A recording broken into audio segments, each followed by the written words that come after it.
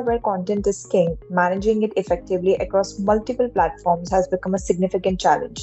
Consumers today expect personalized, seamless experiences no matter where they engage with your brand, whether it's on a website, mobile app, or a social media platform. This is where the combination of AI and headless CMS comes into play, offering a powerful solution to enhance content management and create more personalized and engaging user experiences. Welcome to the Analytics Insight podcast, everyone, the show where we explore the intersection of technology and innovation and how they're shaping the future of digital experiences. And I'm your host, Priya Dayalani. Now, Headless CMS is a backend only content management system that decouples the content repository known as a body from the presentation layer or the head. Now, this decoupling allows content to be delivered via APIs to any front end platform, whether it's a website, mobile app, or any other digital interface. So, in today's episode, we are diving into a topic that's transforming the way we manage and deliver content, the integration of AI with Headless CMS. So let's welcome Nishant Patel, co-founder and CTO of Content Stack. Hi Nishant, how are you doing? Good, Priya. Thank you. Thanks for having me on the call. Great, it's a pleasure to have you with us on a podcast today, Nishant. And I think we are going to discuss more about Headless CMS, which is, to be honest, a very new aspect for me. I'm sure our listeners will also gain a lot of insights from our podcast today. While we will, of course, dive deeper into, the core aspects of a Headless CMS and why it's important in today's modern business world. We would first like to know more about content stacks. If you could help us understand what exactly is a content stack, if it's offering a specific solution or it's a specialization, if you can share that, it would be great. Sure. Yeah. Content Stack, sort of its roots started off as what we call what the industry calls as headless CMS, and we were one of the pioneers in this space. So what we provide is a content management solution that large companies could use to manage all their content for kind of delivering it to websites, mobile apps, or digital signage, whatever it is. So what we do is we help them manage the content and deliver that content wherever it needs to be. And then the headless bit is, it started out probably 12 to 13 years ago. We basically took this concept of content management, content delivery. We utilized the cloud at that time and created a system where it was API first. And back then it was web and mobile. Those are the two channels, and it was important to kind of make sure that both those channels, were taken care of in terms of delivery.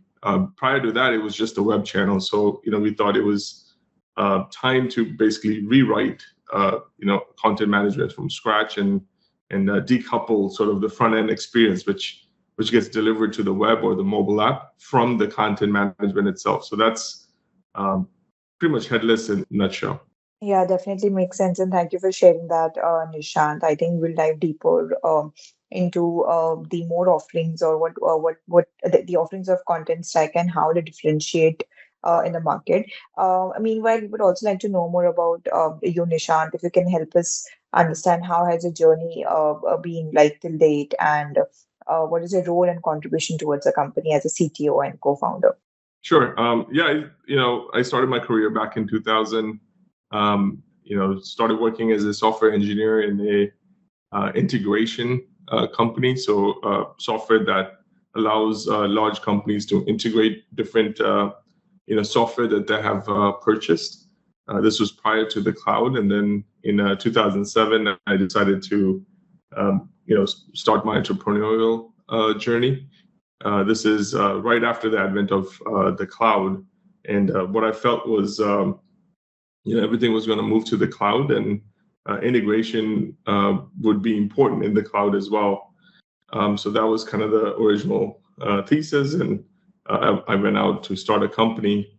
It just so happened that we ended up, just to bring the funds in, we ended up taking on a lot of services just to basically bootstrap the company. And in the initial days, we helped large companies kind of move to the cloud. Whoever, it was very early. There's a few early adopters, and we were one of the first advanced partners of AWS at that time, because we really dove deep into everything that AWS was doing at that time. So we ended up creating a decent sized services company. And while we're doing that, we came across a bunch of opportunities where, given the cloud, we felt it was important for us to just write the software from scratch, because in our mind, cloud basically changed the way software was delivered, in the sense that prior to the cloud, you had software that you had to install per customer, and with the cloud, you could have multi-tenant. You could have just one installation, and you could host many customers on that installation. So we felt, certain areas, it was, there's opportunities to basically rewrite software from scratch for the cloud. And so CMS, as part of the services company, we were implementing CMSs, and it was just horrible. These softwares were made for the web, and it was made prior to the cloud. And all these vendors were doing was just taking that and trying to install it in the cloud, just the old way. So we felt, I think, and then mobile showed up as well. So it was not just the web channel, but the mobile channel that we had to take care of. So we felt, maybe we should write the content management and content delivery, software just from scratch.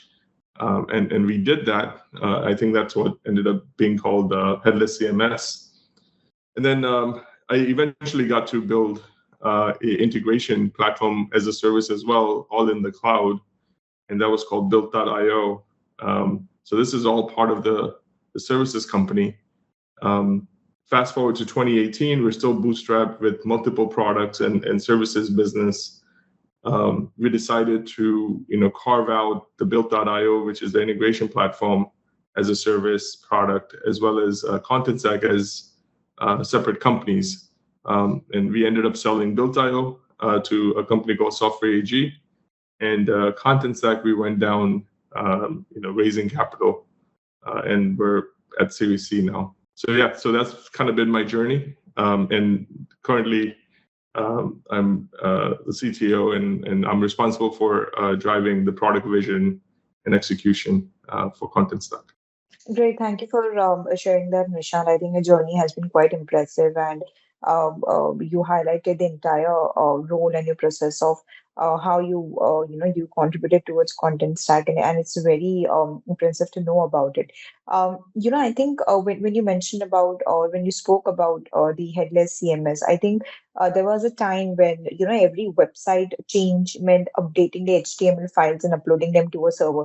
Well, definitely that was a pain. But I think we have evolved from this traditional CMS era to something now which we call as a headless CMS era. So I want to understand what are some key differences, or how the headless CMS is different from the traditional content management systems. Sure, yeah. So basically, headless came about because there was more than one channel. So you could think of all the traditional CMSs, including WordPress, Drupal, Adobe, Sitecore. All these ones were built like in the early 2000s, and at that time it was only one channel, which was the web. So what these companies had done was they the back end sort of content bit, as well as the front end, which was the web, and that Priya, the HTML and all that code was just mixed in with the content all together into one sort of big blob that would get delivered to the web browser. Because I guess at that time it was the right architecture, because the channel was just the web. With mobile showing up in around 2008, 2009, and just kind of taking off, and then there was of course the cloud, which is like I said, it changed the way software was delivered. It was, you don't have to install software anymore. You could use a SaaS product, right? You just sign up and use the product. So all those things together, I think there were a lot of things that were rewritten, if you will, and that started massive companies, for example, Datadog was log management. We were doing log management before, But Datadog said, well, we could do it multi-tenant and all in the cloud, and let's start a company. I can go down the list. There's so many of these SaaS companies basically rewrote however we were doing certain things into a new way. So in the content space, the multi-channel was very important. When we sort of invented this concept, like I said, it was the web and mobile, and we were expecting at that time to, for it to be even more channels, and social was taking off as well, and email, obviously, and of course, digital signages and things like that. So we were expecting that. So we ended up, rewriting the content management using the cloud, all from scratch, API first. So we separated the content bit. And so when you come into Content Stack, you can model any type of content you need. And, the editors don't have to, look at like HTML code, because it's completely decoupled from the content. So you're just managing content. So whatever content you need, either for website, mobile apps, for whatever it is, you could model that in Content Stack just by creating an account and start to use Content Stack. And then there's a set of APIs that you could, and SDKs as well, to just make it easy to use these APIs in any language, programming language you prefer. You could basically get this content out from Content Stack in absolute, like, from a performance-wise, less than 200 milliseconds, right? So developers can now completely separate the content from the front-end code, and then, which makes it a lot simpler now. So the front-end code for the web, front-end code for the mobile, it could be anything. It could be a kiosk. It's completely separate from the content, and developers could use our APIs to basically stitch that together. And so it keeps it completely decoupled. And like I said, we manage the delivery of that content as well, in a highly performant way across the globe. So it's just a much simpler sort of version of the CMS that it used to be in the past.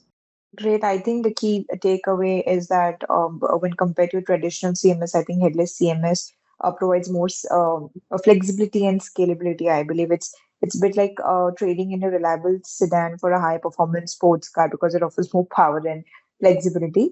But I think that we also need more skills effectively to operate a headless CMS.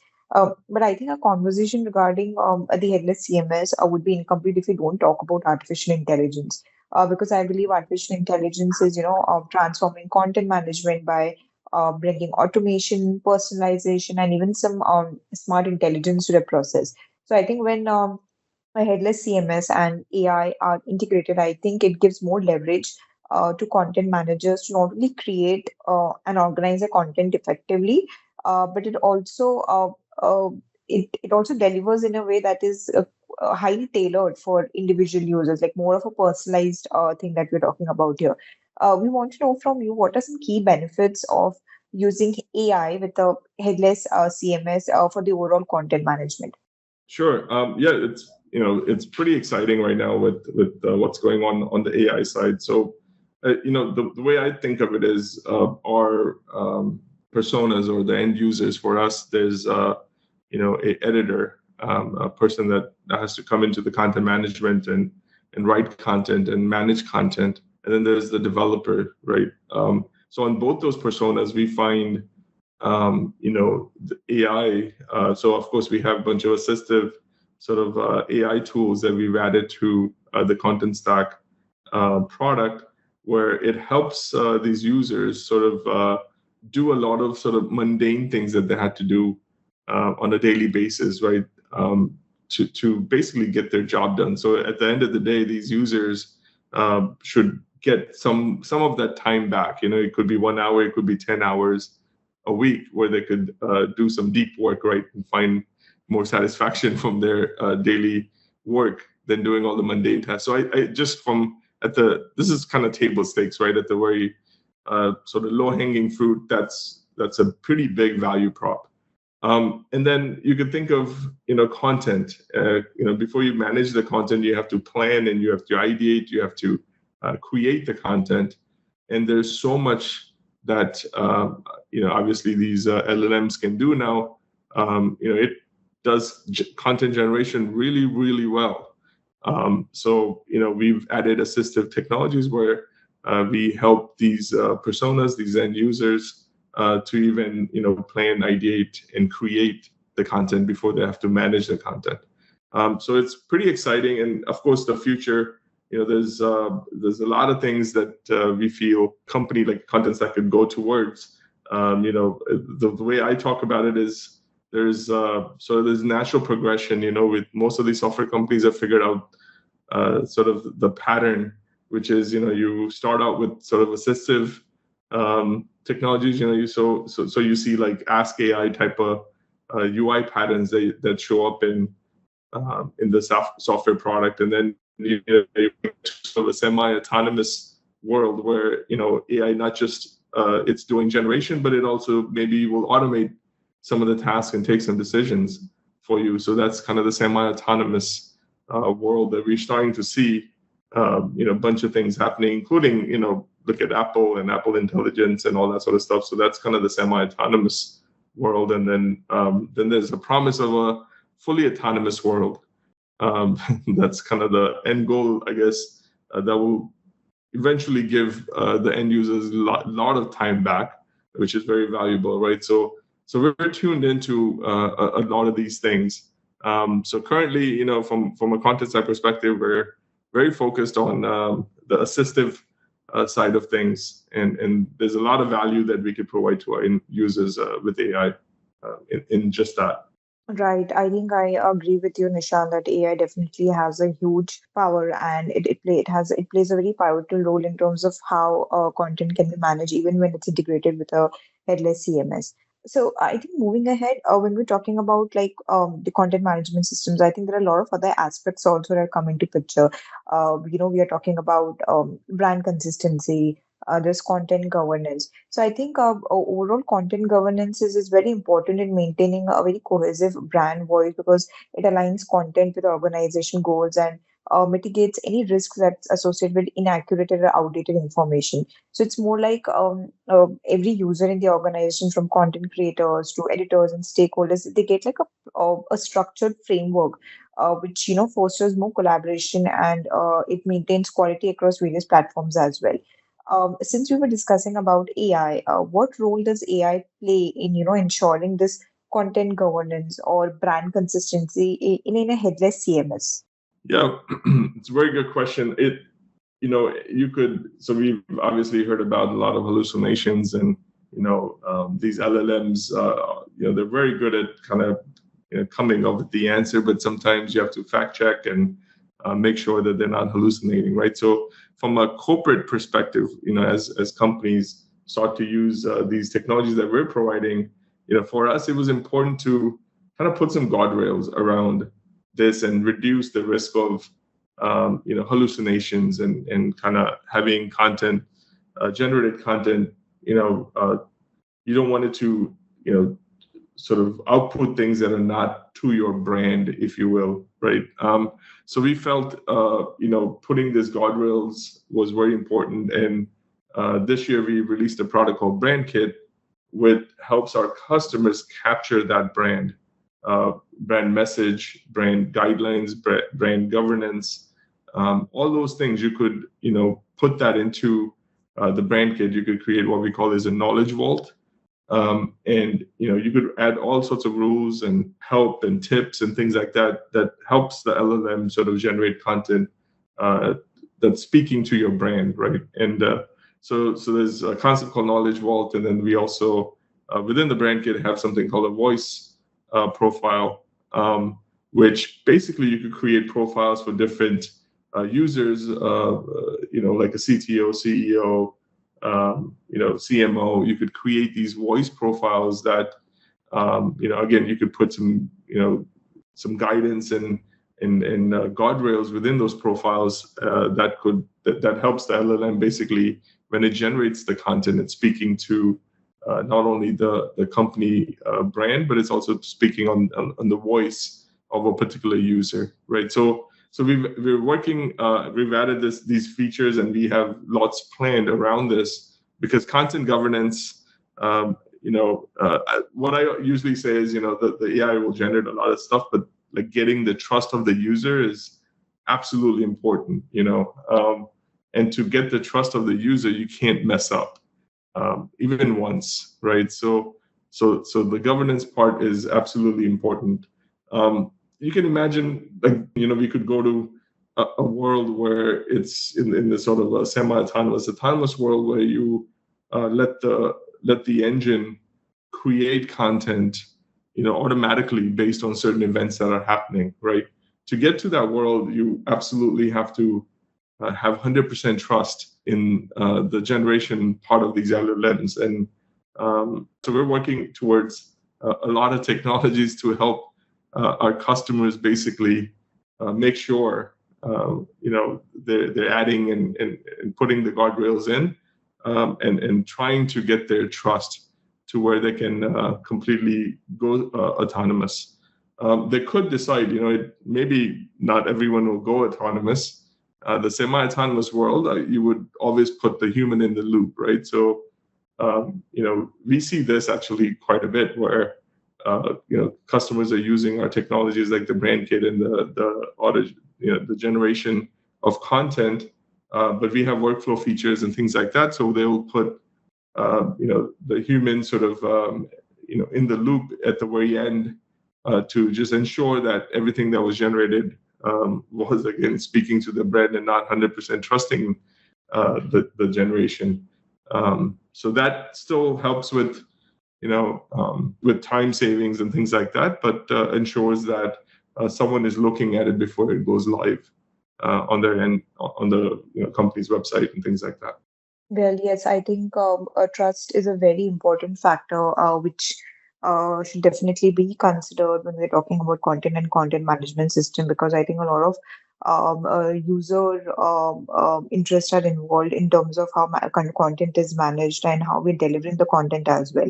When we're talking about differentiation or how we have evolved from a traditional CMS to a headless CMS, I think you have already highlighted the differences between these two. And I think from a security point of view as well, a headless CMS offers more security than traditional CMS. Now, for example, the backend content repository and front-end presentation layer are separated. So there is a very limited surface area for potential attacks. Also, if one part of the system is attacked, it does not affect the other. While this is definitely an added advantage in terms of a headless CMS, it doesn't mean that a headless CMS is immune from other challenges. For example, I think a headless CMS requires more technical expertise to set up and manage. And when we're upgrading from a traditional to CMS, I think there are more components involved, so there is more maintenance involved. All these factors also come into the picture. I want to understand from you, how can companies overcome obstacles such as data privacy or content bias, or any technical complexity when using AI enhanced content management systems? Sure. Yeah, I think you bring up an interesting point. So headless CMS, in my opinion, it actually makes it a lot easier than traditional CMSs. So that you have these incumbent companies that we compete with. They keep pushing this narrative of installing software like per customer, although they install it on the cloud and then they call it managed services. So which is again some stuff that I guess the company that's providing the CMS software, it's an ability for them to charge the end customer for managed services. So they haven't spent the time to rewrite their software in sort of the cloud way, right? Like you don't necessarily have to do anything to use something like Facebook or Salesforce, right? It's all just in the cloud. You just go in, log in, and start using it. These traditional CMSs, I think majority of the installations today are still traditional CMSs. There's a lot of maintenance that has to happen, and then you don't get the upgrades, automatically. It's once a year, twice a year, either your team is spending time upgrading and installing and not working on creating the best experience of the web. They're working on like installation, like trivial kind of mundane tasks. It's just waste of time and effort. So the headless CMS, again, it's cloud based, so it's multi-tenant, so there's no setup whatsoever. You come into Content Stack, just use our web sort of product, and you model the content. You could do that pretty fast, and then you could just download our SDKs and start building the experiences. From that point on, you don't necessarily have to upgrade, install, none of that stuff, right? Our team basically does that on a regular basis, and customers don't even know when the new things are released, and it's a constant update sort of thing that happens automatically for our end customers. So from that standpoint, Headless CMS is absolutely easy thing to use. Now getting to sort of the AI bits, let's talk about composability too. So Headless CMS is managing content, delivering content. We talk a lot about composability, as in the product has to be API first. It has to work really well with all the different technologies that constantly keep coming up, right? And in the traditional CMS world, like what they used to call it a suite. So if you go to Adobe and you'll get a long list of products that you basically just one vendor, you go to them and then they give you all these products, and a bunch of them are just installed. You have to install them, or the company installs them for you. And then there's companies that they've acquired. So as a customer, you're basically buying into Adobe, and then you just have to use all their software. Well, today's world, there's so much new things that are constantly coming up. So if you're, a large company and you have a team that wants to, provide the best experience to your customer, you want to be able to use a lot of these new technologies, right? So it's important I believe it's important for these companies to pick technologies that work well with each other. So the composability of those technologies is very important. The headless CMS, like we talk about composable, digital experience platform, which means you could take Content Stack, headless CMS, and then combine in with commerce tools, e-commerce, and Algolia search. You don't have to pick those technologies from us, right? So we compose, like we let the end user or the customer pick the best technologies and make them work well together. So there's a lot of value in that. And what I always say is customers are actually working for creating the best experience, not fighting technologies to make them work well together in sort of the traditional world. And it's still surprising to me that there's so many companies that still continue to use these incumbent sort of CMSs, and they don't go towards this sort of new world. It's actually a lot easier, in my opinion, because we use the normal sort of whatever, you could use JavaScript, you could use PHP, you could use whatever programming language you want with our technology. You're not tied to one sort of technology, right? So it's a lot easier. I think on the AI side, the governance, we already talked about it. There's a lot of opportunity for AI, but it's important. Like for our customers, we work with large customers. All our customers are large brands. The trust is very hard to get, and we cannot mess up, right? There's no accidents that could happen. So we are spending a lot of time on the governance and privacy and all those sort of things to make sure that the generation technologies are speaking to the brand, and it's making sure that it doesn't hallucinate, and it sticks to all the governance aspect of the brand, right? So yeah. Well, yes, I think that definitely makes sense when you're talking about content governance and the bias, the content bias in terms of using a headless CMS.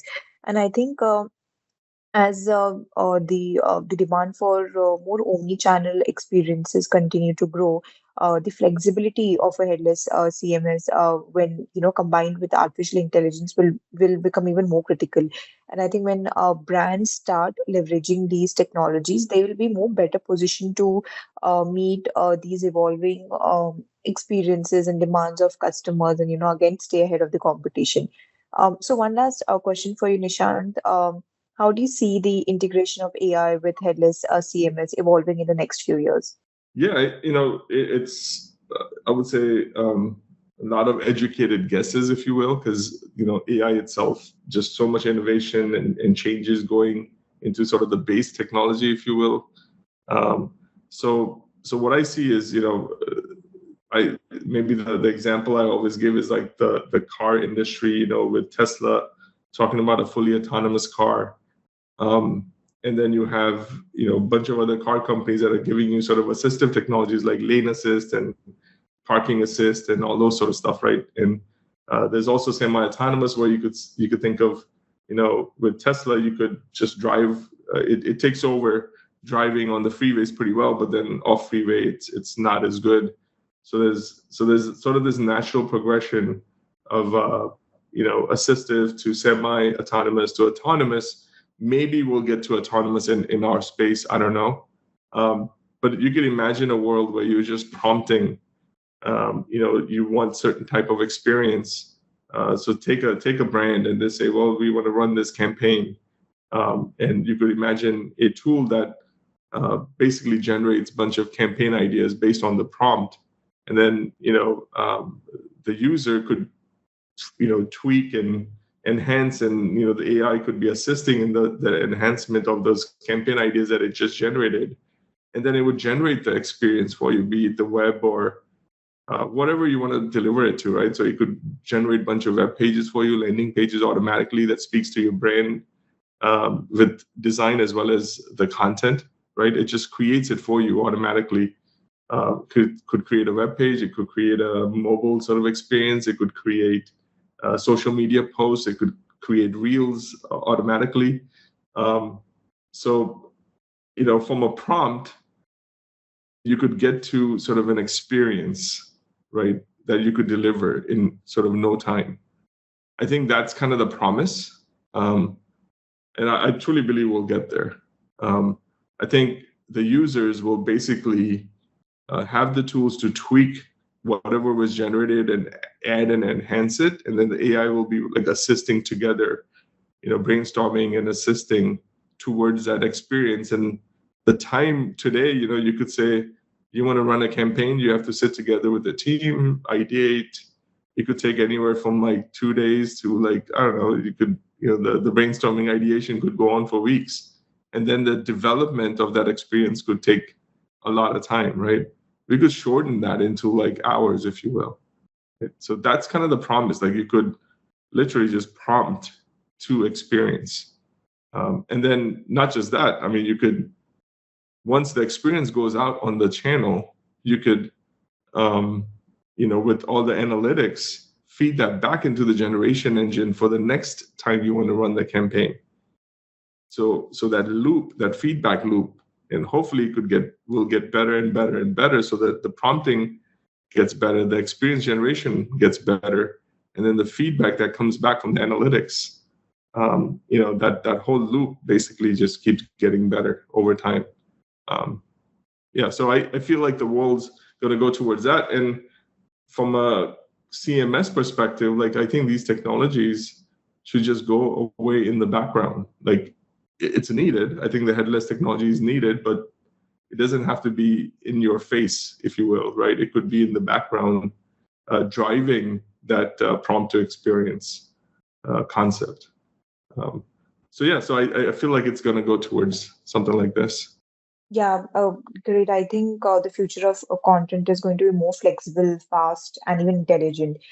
So whether you're a developer, designer, or a content creator, or even for that matter, business leader or owner, there's never been a more exciting time to be involved in digital content. And all the traditional CMS solutions have dominated the market. I think the emergence of headless CMS will definitely change how enterprises will approach content management. But the only way for brands and these enterprises to thrive in this current digital climate is to keep up with the changes along the way. So the sooner they adopt like a headless CMS solution, the faster they would be able to achieve an edge in the market. Well, thank you so much, Nishant. It was a pleasure having you with us on a podcast today. I think we explored different angles and perspectives regarding headless CMS, and it was definitely insightful to know more about headless CMS and the role of AI in such systems. Thank you, Priya. Thanks for having me on. Great.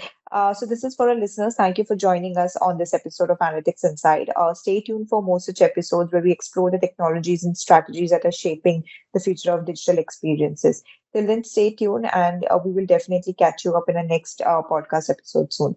Thank you so much.